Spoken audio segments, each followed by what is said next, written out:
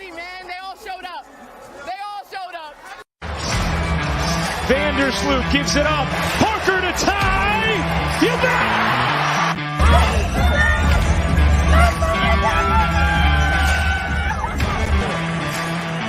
Here's the 0-1. This is going to be a tough play. The Cubs win the World Series. Finds Rose. Rose trying to get open. Fires away. Bang! It's over! The Bulls win at the buzzer! DeRozan to win it! Goal! DeMar DeRozan delivers! Anderson hits it in the air to right.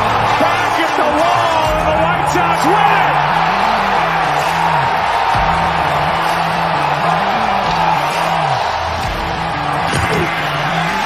Make one way, Fields stumbling, trying to cut it back. Justin Fields making magic happen. There goes Fields. Touchdown! Who will receive it first after it is hoisted by the catcher? Will it be the 40-year-old defenseman who has longed for this moment? Yes, sir.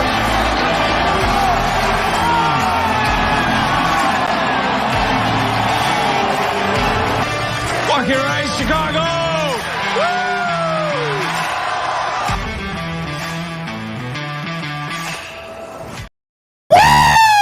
We're back, baby. We're back. We're better than ever. I'm sorry if that was a little bit loud. If you had AirPods or headphones in, I truly do apologize because that was extra as fuck. But I'm happy to be back, man. I've been gone for about a week. I had some laptop issues, some technical difficulties. Could not get back on trying to do what I was doing. Obviously, we had a lot of news. If you're still following on the TikTok at the shy.kid, obviously we broke the news as soon as it happened. Trey Mancini to the Chicago Cubs. Trey Mancini has signed a 2-year deal. I'm not quite sure on the length of that contract yet. I've been trying to get it, and I haven't seen it. I haven't seen it anywhere. So that's going to be really interesting, and I think it's going to be a lot of fun to really break this down and talk about what Trey Mancini means to the Chicago Cubs organization. First and foremost, I do want to give a shout out to our sponsors, Bench Mob Chicago, always supporting me, always doing everything we got to do to be the best version of ourselves. And they have amazing merch. You can get it at benchmob.com or go on Bench Mob Chicago on all social media platforms. They are one of the best Chicago Bulls podcasts and networks in all of the game. You can get their merch. You can keep up to date with games, bench mob stats. They do bench mobber of the night. It's a lot of fun. It's super exciting to really be a part of that. So thank you guys again for always sponsoring us. This is ASAP and the All Sports All Plays Network.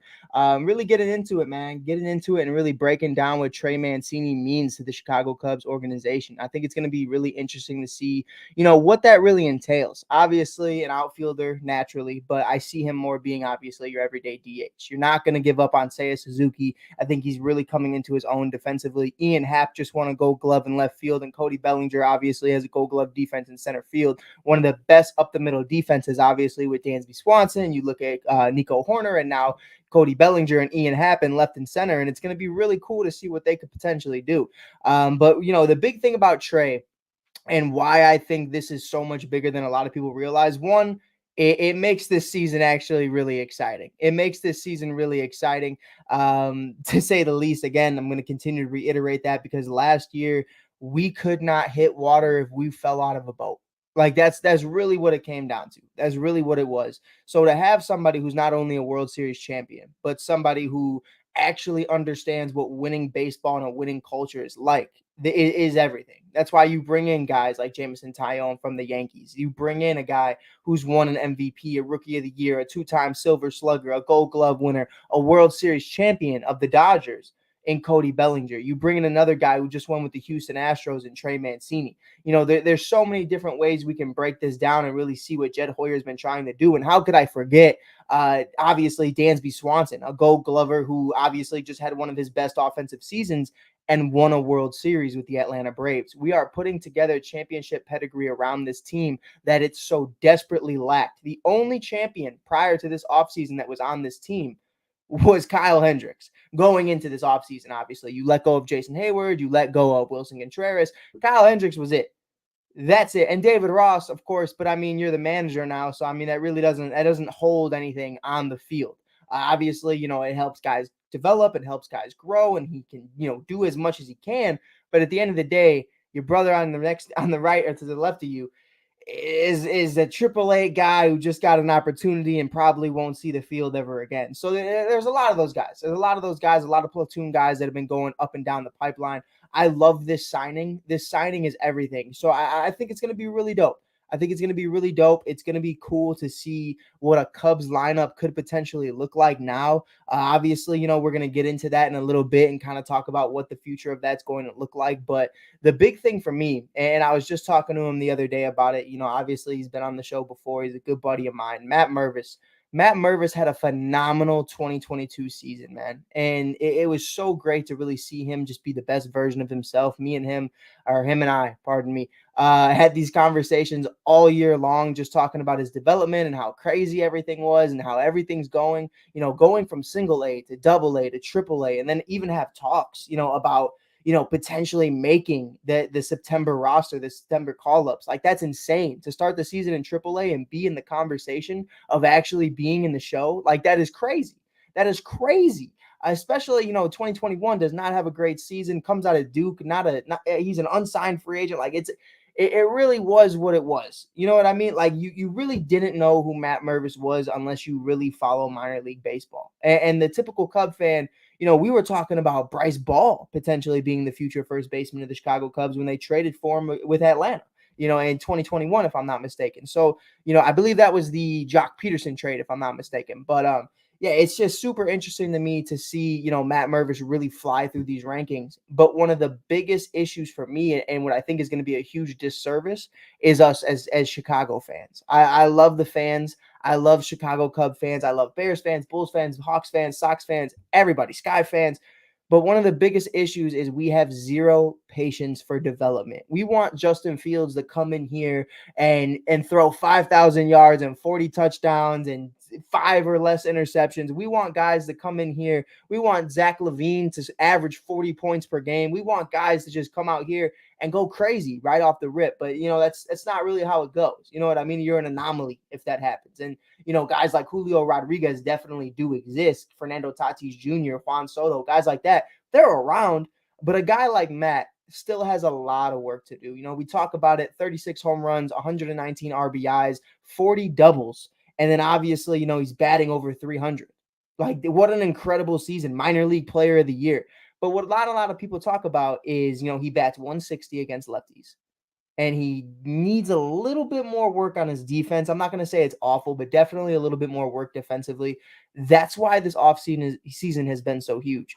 I think you look at Eric Hosmer, who's going to be playing first base every single day, a 4-time Gold Glove winner. There's your defense right there. And he could still kind of, he can hit it out there. He could hit it out there depending on the day.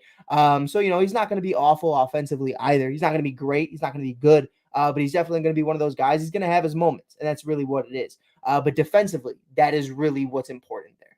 You needed somebody at first base, and Matt Mervis getting put into that position at the MLB level right now as we speak. It is currently January 19th, 2023. Hey, if he has an amazing spring training, cool.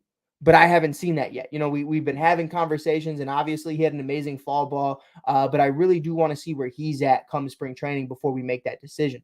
Now, the conversation going around Chicago, because this is what we do, we have zero patience for guys' development. We're talking about Brennan Davis, another guy who's been on the show. I was just talking to him the other day as well. You're looking at Matt Mervis and saying, these guys are going to make the opening day roster. Chill out. Like, I really want these guys to be here. I love these guys. I've been watching them for years. I've built a bond with them, a relationship. I want to see them here. It means so much to see these guys actually, be able to just be happy that, all the hard work they put in and all the sleepless nights and all the effort, all the back sets and everything else that went into that, for it to finally come together is going to be amazing. But to rush it is one of the worst things we could possibly do. You look at Ian Happ's development, and a big part of, him coming in 2017 was because of Dexter Fowler leaving. You obviously have Jorge Soler who left as well. There's so many different pieces that were a part of that to why Ian Happ came up as quick as he did, and he struggled for a while. He definitely struggled for a while, and now he's finally found his footing. He's a first-time All-Star, and I'm happy for him. But I don't want that to happen for Brennan. I don't want the first 4 to 5 years to kind of be like meh. I want him to come in when he's fully ready, fully healthy, just came off back surgery. Give him a little bit more time in AAA, and same with Matt. You had a great 2022. Let's replicate it for at least a couple months, and then we'll see where we're at. If Eric Hosmer is shit in the bed, or Trey Mancini is not what we want him to be, then definitely have that conversation. Trey Mancini obviously probably being that everyday DH, somebody who can hit against lefties, somebody who can hit against righties. It's right now it would be a huge disservice to these guys to bring them up. So for Jed Hoyer to address that and say, nah, here's your first baseman and here's your everyday DH. You have Trey Mancini and obviously Eric Hosmer. Matt, continue to do what you're doing. Maybe he's even on the opening day roster as a bench guy. I think that's perfect. But for him to start every single day from what we've seen from 2022, he's great. Matt is great, and I'm excited to see what Mash has to offer. Matt Mervis is the nickname, and everybody knows that this kid can pimp home runs. That's what it is. But I think at the end of the day, you need him to be in the best circumstances possible. You don't want to rush a guy, especially when you don't need to. We're not in the conversations to go to the World Series right now. And if you're having those conversations, I mean, if you place that bet on DraftKings or FanDuel or whatever and you hit, hey, by all means, I'm not going to be upset if we go to the World Series this year. But it is not the standpoint. It is not the benchmark. It is not what we're looking at right now and saying, yo, this is the standard and this is what we need to do. If we're the Los Angeles Dodgers, the Atlanta Braves, the New York Yankees, it's a different conversation. Or the Chicago Cubs. We still got Pete Crow Armstrong and so many others still in the minors. We're waiting. The boys are coming, and I'm really excited to see what they could potentially be as they continue to develop. But if we rush them, what are we going to have? We're going to be like the Pittsburgh Pirates, who are rushing guys, left and right. And then, a guy who I played against for years in high school, a guy like Jack Sawinski. Jack Sawinski is one of the most talented individuals I've ever seen in person that I've played against. And watching him get rushed throughout the pipeline of the Pittsburgh Pirates organization is just so upsetting to me, because this kid, he can really develop. He really came into his body. He really just worked his ass off. And for them to kind of throw him around and just the inconsistencies of the lineups going from leadoff to fourth to fifth to sixth to seventh to eighth to ninth, it is so inconsistent. I don't want that for this team. So I love the Trey Mancini signing. Long story short, I know that was very long-winded, but it's so much bigger than just Trey Mancini. You know what I mean? Like, this does everything for the entire roster, and I love that. I think that's going to be great, and I think it's going to be a lot of fun to really see how they continue to develop and what they could potentially be. My guy Kev in the comments, Kev Lapka, my guy, he said late night live, 100%. Do we win the division? See, now that's a very interesting conversation. Listen, crazier things have happened. I think right now the standard for me personally is second place. Like the benchmark. Like, I don't care, how anybody feels about the Brewers. I know how I feel about the Brewers. Pardon me. But the Brewers organization right now is in shambles. I don't think they understand what route they want to go. I think they're looking at it for what it is, and they're like, yo, listen, we got Christian Yelich, and that's cool, but Christian Yelich hasn't replicated that 2019, 2018 season since it happened. And defensively, he really isn't even that Gold Glove guy that he used to be. You look at Josh Hader and the situation that was and what that did to the clubhouse. I mean, people were upset. A guy who, and Kev and I have had conversations all the time. It's next man up all the time, and you thrive for opportunities. When your setup guy finds out that he is now going to be the everyday closer, which is a huge accomplishment, when he's crying his eyes out in a post-game interview talking about Josh Hader, you would see a guy ecstatic that he's going to get upgraded to be a closer or a starting pitcher. When a guy is as emotional as that was a move that did not need to happen. Now, Josh Hader didn't have a great season either with the Padres, if I'm not mistaken. But yeah, I mean, it's definitely, it was a horrible move, and the Brewers' direction right now is awful. And like I said about the Pirates, there's rumors about Brian Reynolds getting traded. There's rumors of what's going to happen with Hayes and all these other guys. You really never know what you're going to get. The Reds, that's all I'm going to say is the Reds. They're not good. So that is what it is. And right now, I just think, obviously, Kev said it right here. I don't think topping the Cards is crazy. I don't think it's crazy either, but I also don't think Healthy versus healthy, fully healthy on both sides. I think obviously they have the leverage. It's really going to come down to Jack Flaherty and what happens with him. Their starting rotation is going to be a lot different. Wilson Contreras being your everyday, we'll see. I'm not going to sit here and I'm not going to say Wilson Contreras is your everyday starter at the catching position. He played more games as DH or in the outfield than he did at the catching position for the Cubs. And that's really what kept him as healthy as he did. When he started catching more is when you start to see Wilson get these lingering injuries. So, it's really going to be interesting to see what they do with that because they are very short at the catching position. Obviously, you have 2 MVP candidates in Arenado and Goldschmidt. So that's you can't take that lightly. The Cardinals are a very good squad. But again, you got to stay healthy. You got to stay healthy. That was one of their biggest issues. Right now, the Cubs are a pretty solid team. I like what we're seeing. My guy Kev said, it was honestly an unreal offseason for us. It really was. Kev and I had these conversations. I've had conversations with guys at CHGO and so many other places. Everybody we wanted, we pretty much got. We heard the rumors about Eric Hosmer and we were like, oh, that's cool. Let's get him. And we got him. And we also, before Eric, we heard the rumors about Trey. And then we ended up getting Eric and it was like, all right, well, we're definitely out on Trey Mancini. And then we end up getting Trey Mancini. We end up getting both of them. So, I mean, it was phenomenal. It was phenomenal. Who else did they sign? Right now, the Chicago Cubs are looking at Tucker Barnhart, Jameson Taillon, Cody Bellinger, Dansby Swanson. I don't know why I didn't say that one first. Brad Boxberger. You're looking at, obviously, Trey Mancini, Eric Hosmer. That's pretty much it in a nutshell. That's the big names right there. Oh, the Cardinals. Yeah, the Cardinals, it was really just Wilson. I apologize, Kev. I misunderstood. Wilson, other than that, it wasn't crazy. It wasn't crazy. It was really just Wilson was their big signing for free agency. It wasn't anything, there were no big names. I really do think, a conversation that, we're actually starting to have again now that his suspension has been lifted is Trevor Bauer. I think Trevor Bauer to the St. Louis Cardinals, the Atlanta Braves, the New York Yankees, those are conversations. Those are conversations that need to be had because right now you look at Jack, you look at a bunch of other guys in that rotation and it's like, listen, I like it, but it's not awful. My guy Lane right here, actually Lane has a great comment as well. I'm going to throw in Trevor Bauer again. You lose out on Carlos Correa, not the first team or the second team to do that this offseason. But you definitely do need to replace that with something. And I think right now for the Mets, bringing in a guy like Trevor Bauer could be huge. And I'm going to continue to say that because, Trevor is still a pretty phenomenal athlete. He's still a Cy Young winner. So I definitely think it's going to be interesting. Greg said Trevor Bauer is not going to be on a team. I mean, who knows? I can't argue with you. I can't agree with you. I can't disagree with you. I really have no idea, how teams feel about this guy. And really the ending between the Dodgers relationship with him where the clubhouse basically said, we don't want him back.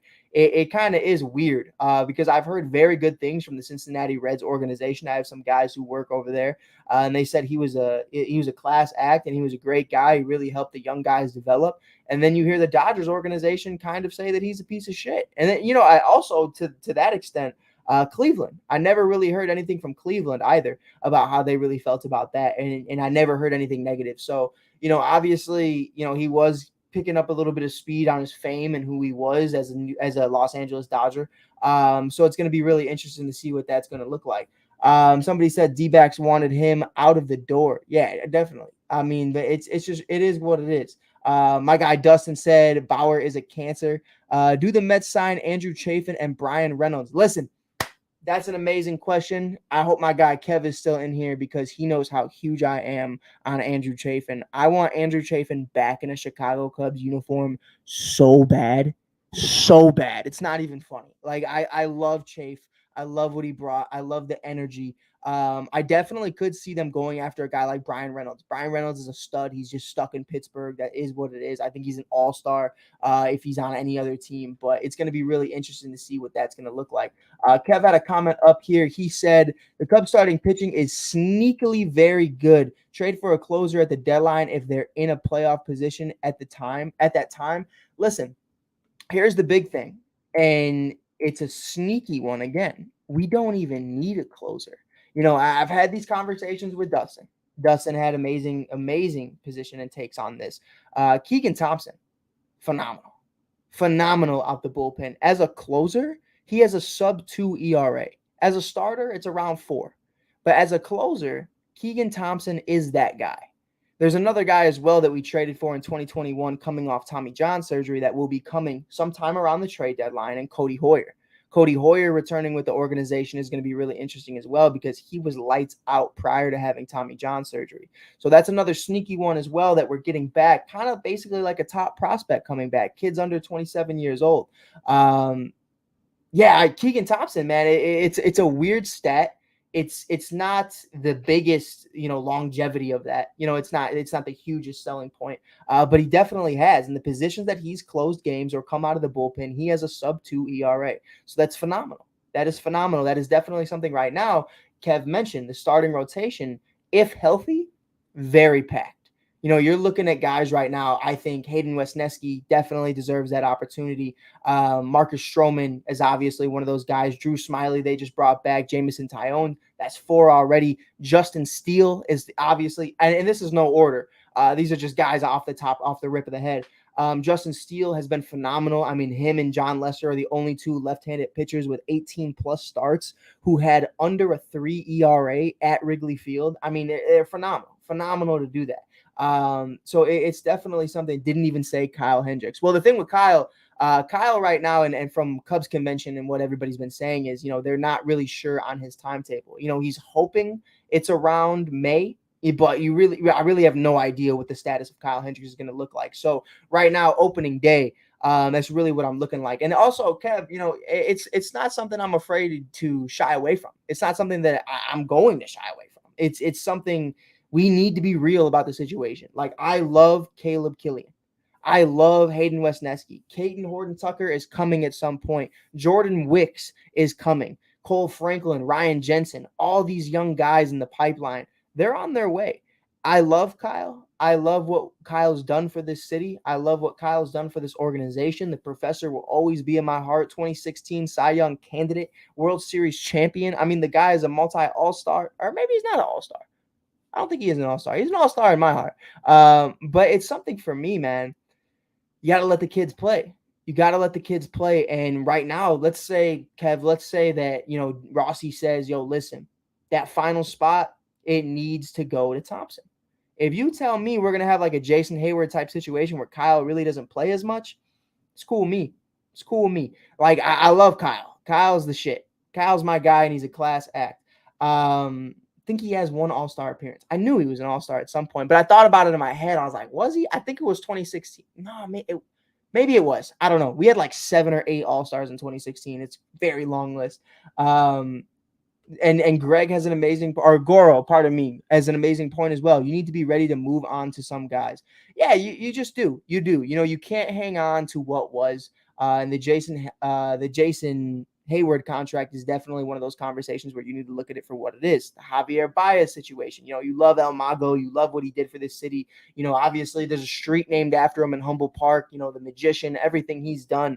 The MVP race in 2018 in the World Series, of course. He's a playoff MVP as well. You love him. But you play like shit, and that's what happens. You can't stay healthy, and that's what happens. And it really is unfortunate.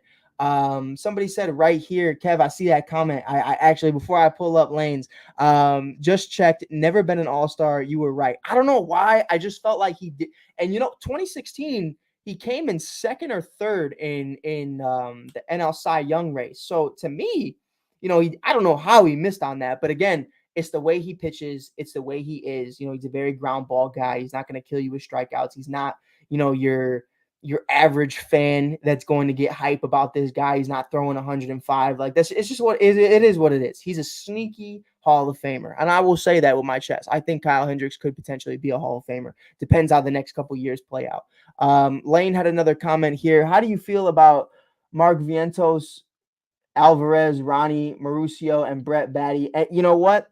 I think these are great questions right here. And them getting compared to David and obviously everybody else. It's going to be interesting to see. You're obviously a huge Mets fan.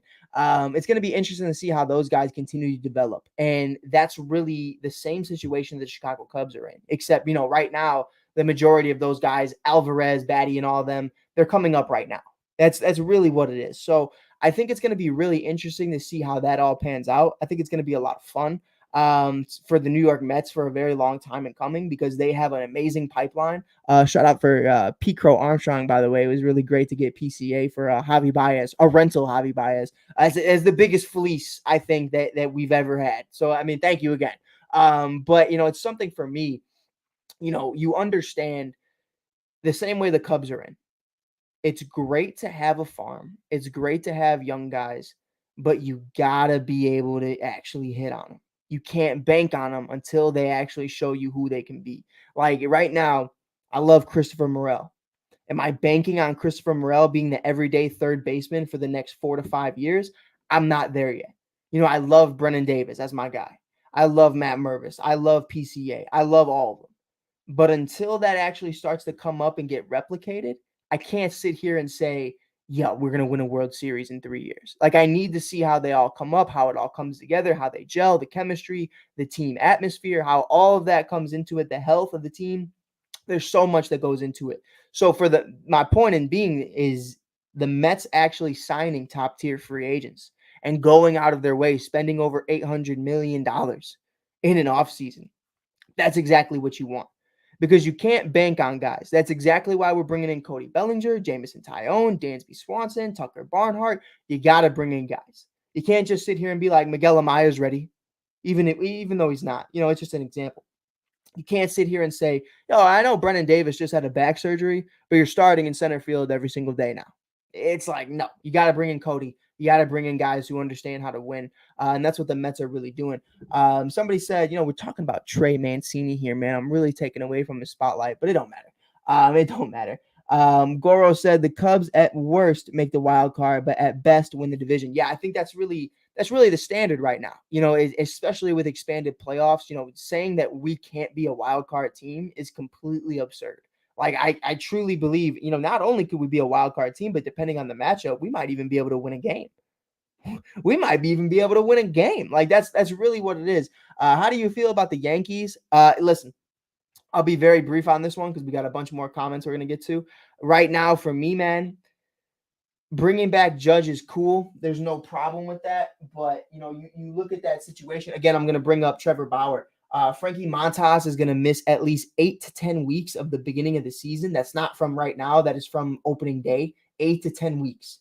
You need to address that starting rotation. So I think it's going to be really interesting to see what they do. I think guys like Corey Kluber and obviously Trevor Bauer are still all free agents. They definitely need to do something because the Astros are on their heels and they are continuing to get better. Dustin said, use Morel as a utility guy, go get Machado. That's really how I see Christopher Morel right now. I was actually talking to my guy Kev about this not too long ago. He reminds me of a 2015 Javier Baez. And what I mean by that is, right now it's a pretty packed infield. It's a pretty packed infield and it's a pretty packed outfield. Like, we're talking, if you're not even talking about the guys, Hap, Suzuki, and obviously Cody Bellinger, then you're talking about other guys like Trey Mancini. It's looking at, okay, let's go to the minors. Kevin Alcantara, PCA, Brennan Davis, like the outfield's packed.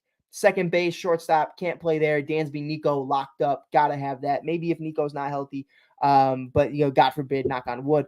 But, it really is something for me. You look at Christopher Morel and I see him as what the potential is, just like Javi. Javi had that issue of, you look at Ben Zobrist, you look at Addison Russell, you look at Starlin Castro, you look at all these guys who are kind of in front of you at the time. Chris Bryant, obviously, being another one. So that's really where I'm at. I think Morel is in a very early stage of his career. He's definitely going to buy his time. I think it's going to be a lot of fun. Another comment right here from Goro. You can't bank on guys, but make sure to leave room for some guys too. 100%. Astros and Rays are really good about this. Yeah, the Rays are good, but they just can't keep anybody. Everybody always ends up walking. I mean, Wander Franco is the only one they really were able to keep. And that was ridiculous. Is the MLB turning into the NBA where winning by grooming drafted players is dead? I think it's a conversation for the big dogs. The big dogs are starting to do that. And I think that's really what you look at it for what it is and understanding, like the Oakland A's, the Milwaukee Brewers, the Pittsburgh Pirates, the Cincinnati Reds, they're never going to go out here and be like, F it, we're going to buy ourselves a championship. They can't. They can't. It's not feasible for them. One, nobody wants to go there. Two, they don't have the farm system. You got to have some type of farm system. You can obviously do what the Padres do. You bring in Xander, you bring in Machado, you bring in Snell and Darvish and all these other guys, Josh Hader. You can do that. But at the end of the day, you got to bring in your Tatis. You got to bring in all these other guys that you're bringing in. You could trade for a Juan Soto, but you got to have a farm. The Dodgers are great at that. They sign the free agents, but they also have an amazing, amazing farm system. Like if you look at their farm system right now, they have guys who have played in 3 to 4 all future games. Like you're only supposed to play in like one and then you're going to the show, but they're so packed that you actually have to keep these guys in the minors for years, and they're just crazy. Somebody else said it right here. Oh, it's Kev. It's always kind of been that way, I guess, with no salary cap. Yeah, it really is that way. And it's something for me. Hold on. Kluber is not a free agent anymore. I'm going to look that up. I believe you, but I must have missed that.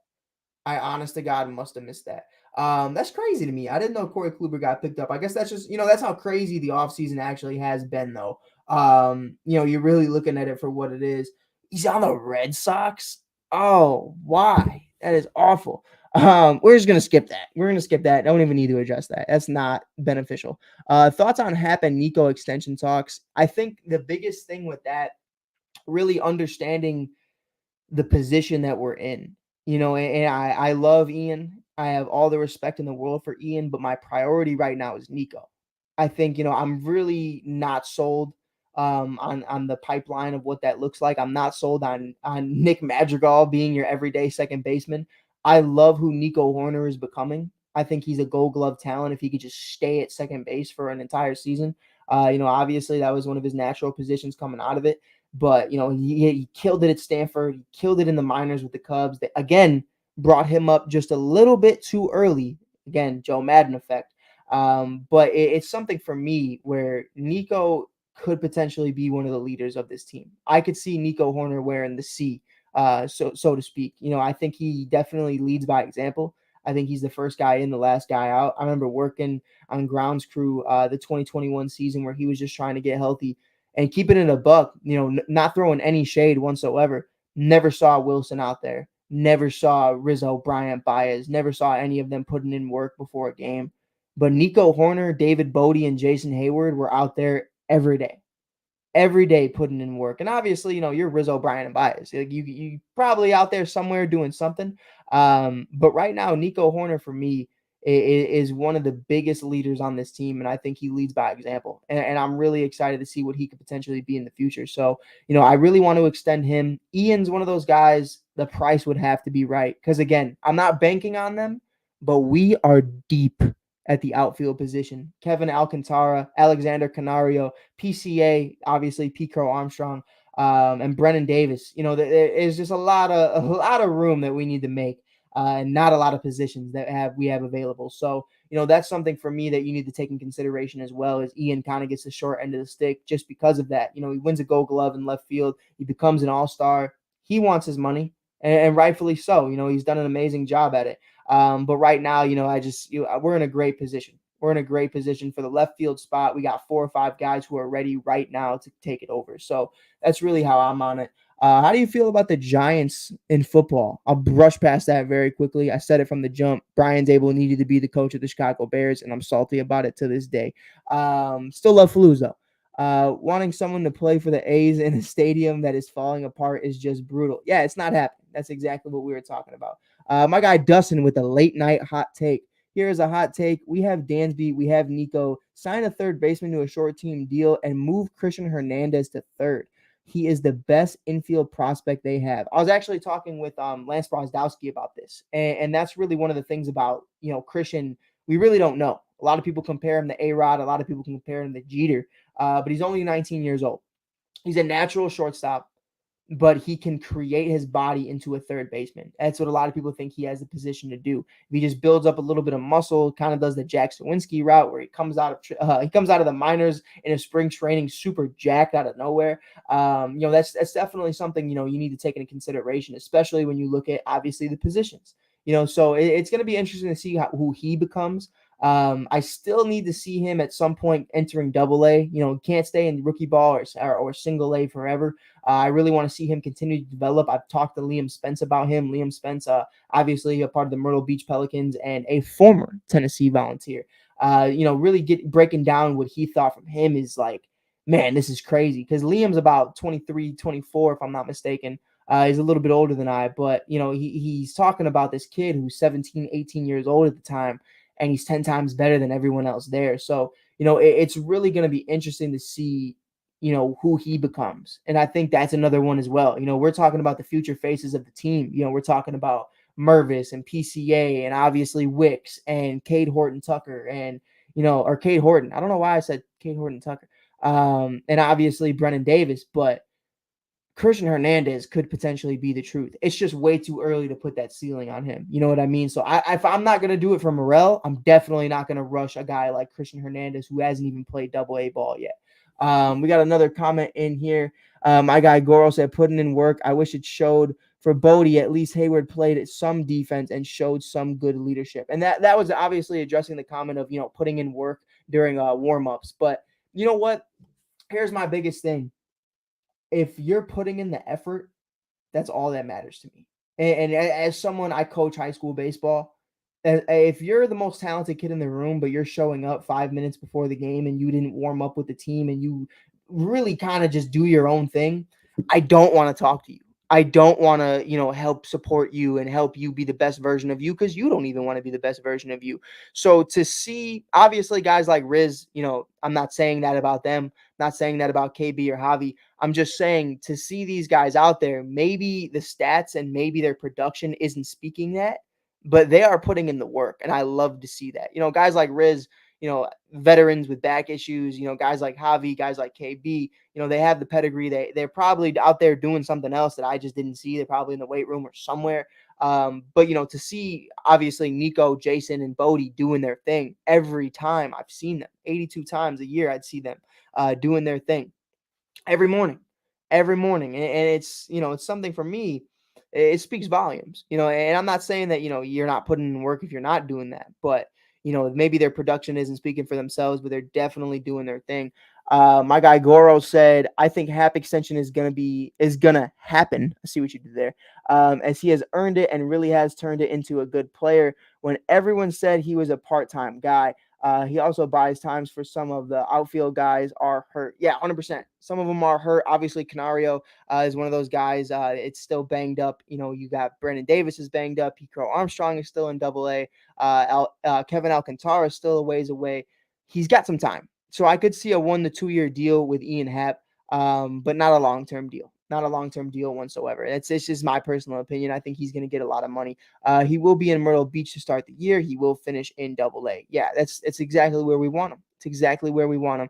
I do feel, what do you say? I do feel we have to set Mervis free soon. Remember, Chris Sale only played 11 games in the minors. I don't think he needs another season in Iowa. And that's, that was kind of the conversation at Goro. If you were here in the beginning, I did say the defense is not there yet. He's batting 160 against lefties. He's very close. You're obviously 36 home runs, over 119 RBIs, 40 doubles, batting over 300, minor league player of the year. We can do this all day. That's phenomenal. But if you come to the majors and you're hitting 160 against lefties in Double A, you're in for a rude awakening if you're going to be an everyday DH, because you can't be the everyday first baseman because the defense just isn't there yet.